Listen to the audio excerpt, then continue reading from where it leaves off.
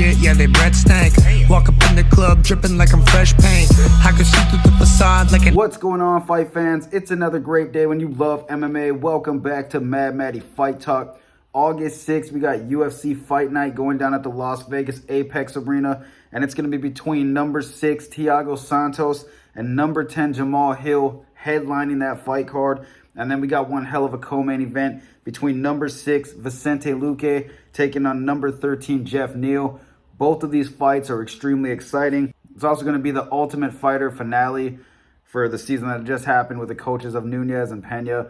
So it should be interesting to see how all these fights play out. Going into the headliner between Thiago Santos and Jamahal Hill, it's going to be an interesting fight because you got one guy who's experienced, been in the game, knockout artist, taking on the up-and-coming knockout artist of Jamahal Hill, who's been on an absolute tear of lately. Thiago Santos is 22-10. He has 15 knockouts and 1 submission. The dude's a monster, man. He has had some really exciting fights in the UFC, but of lately, he's been struggling. He's 1-4 in his last 5. He's lost to guys like Magomed Ankalaev. He's fought John Jones in 2019, where he lost a very good split decision fight. He was on the losing end of that, but it was a very entertaining fight against one of the greatest fighters of all time. But he does have wins over guys like Johnny Walker, Jan Blachowicz, Jimmy Manuwa, Kevin Holland, Anthony Smith, and he has been knocked out 3 times and submitted 3 times. So there's room for Jamahal Hill to find a way to win in this fight, from what I'm seeing. I mean, Thiago Santos does have a lot of experience and has had a lot of fights, so he's got a lot of wear and tear on the body going into this one. Now, Jamahal Hill, on the other hand, this guy's an animal who packs bombs in his punches. The dude is 10-1. He has 6 KOs, 6'4", with a 79-inch reach. The dude's a big, young, up-and-coming star. All of his UFC fights have been finishes so far. He has 4 first-round finishes in his career. He also has wins over guys like Johnny Walker, Jimmy Crute, and OSP. He's 3-1-1 in his last 5 fights, and he did get knocked out by Paul Craig, but that was a little while ago. His last win was over Johnny Walker, where he hit Johnny Walker with the haymaker. It kind of was a little bit of a delayed reaction on Walker. Then he just did the coffin fall to the ground in the crucifix position and just got KO'd. It was weird. It was interesting. And that was a headliner fight. So Jamahal Hill's been in a few of these 5-round fights where he doesn't really have to go too far into the fight, where he just knocks these people out. So it's been a pretty crazy run for him. Looking at the significant strikes between these two guys, it's very interesting because Thiago Santos lands 3.77 per minute, where Jamahal Hill lands 7.06 per minute. That's a big difference right there. Now, the accuracy, 51% for Jamahal Hill, 47% for Thiago Santos. But the absorbed per minute, this is where it gets a little interesting, is the 2.37 per minute for Thiago Santos, where Jamahal Hill's absorbing 3.71. Now, Thiago Santos hits hard, but the thing I've noticed over his last few fights is that he's not the same guy where he's throwing bombs and rushing when he can go for the finish. He's going all out, balls to the wall. He's not been doing that of lately. He's been kind of just going tick for tack with guys. I mean, he's a little bit older now, might have a lot more wear and tear on the body, and maybe the competition he's facing is not as easy as it was when he first got into the UFC, which I don't think any of his fights were really that easy, but maybe he doesn't have the same drive. Maybe the motor's not the same. He did have a knee injury against John Jones, so maybe that really is affecting how he fights nowadays.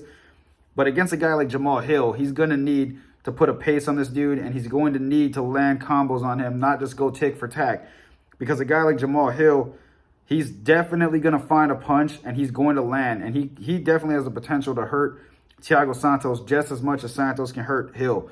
So this fight is going to come down to who can land what. It would be interesting to see if Thiago Santos wants to take this fight to the ground, because we haven't seen that too much from him. And I haven't seen Jamahal Hill want to go to the ground too much either. If it does go to the ground, it goes to the ground. But I feel like this fight, if it stays standing, Jamahal Hill is going to get the knockout. Because Santos is a little bit older. He has, like I said, he's been in a lot of fights, a lot of grueling fights. And he's suffered some injuries throughout his career. Jamahal Hill's young. He's on the rise, and he lands hard. He doesn't wait to end the fight. Once he finds the finish or senses the finish, he's going to put your lights out.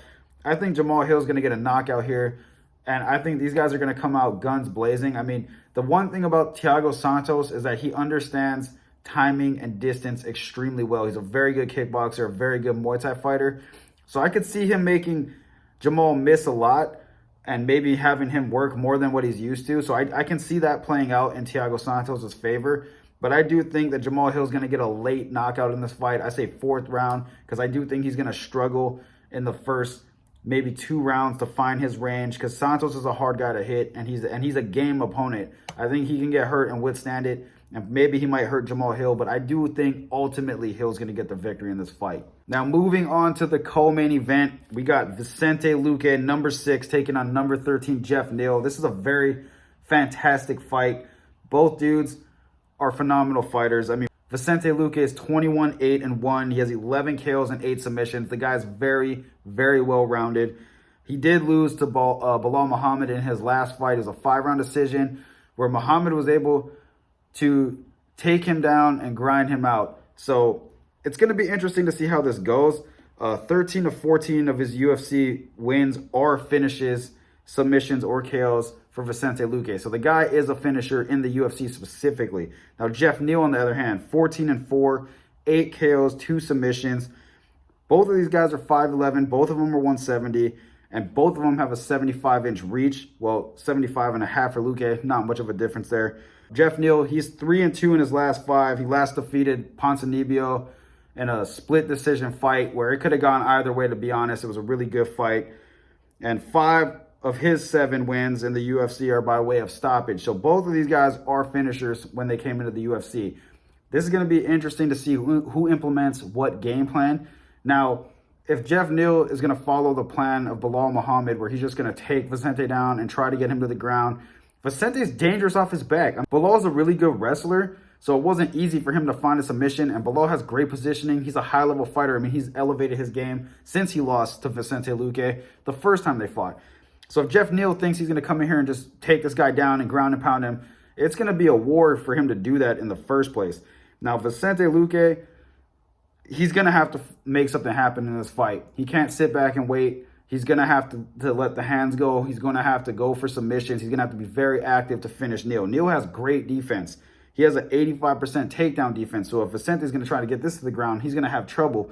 I feel like both these guys are probably going to try and stand up, because Geoff Neal's not an easy guy to hit, and he does find his shots. He's very technical standing up, but Vicente Luque does pack bombs in his hands. Now, how do I think this fight's going to play out? I mean, judging off of the statistics on this fight, they're very evenly matched. I mean, significant strikes is 5.3 per minute for Luque, 4.63 for Neal, 53% accuracy for Luque, 49% accuracy for Neal. So standing up, Luque's got just a slight edge, I'd say.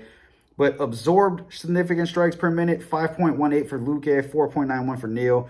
I mean, they're very, very even, but Neal has a little bit better of a defense. To be completely honest, I think this is going to be a 3-round decision.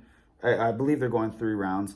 And I think Geoff Neal's actually going to get the victory, because Luque hits hard, but Geoff Neal's defense is so sound, and he doesn't make it easy for his opponents. And if he hits Luque, he has the potential to knock him out as well. I think that Geoff Neal, even though he's a defensive fighter, or I don't want to say defensive fighter, but even though he has a good defense, he does know when to use his offense, and I feel like he's going to push the pace a little bit more. I don't think Luque is going to want to engage so much if he can't get it. Like, if he gets stuffed for a takedown, or if he's not landing his shots, I feel like he's going to start shutting down slowly. And I don't think Luque is a guy to shut down, but I do think that if he gets discouraged in the first 2 rounds, that Geoff Neal can start taking over the fight. But if Geoff Neal, does what he's been doing in his last few fights, where he lands his shots and makes the guy miss, and just lands his shots, I mean, he can win point fights.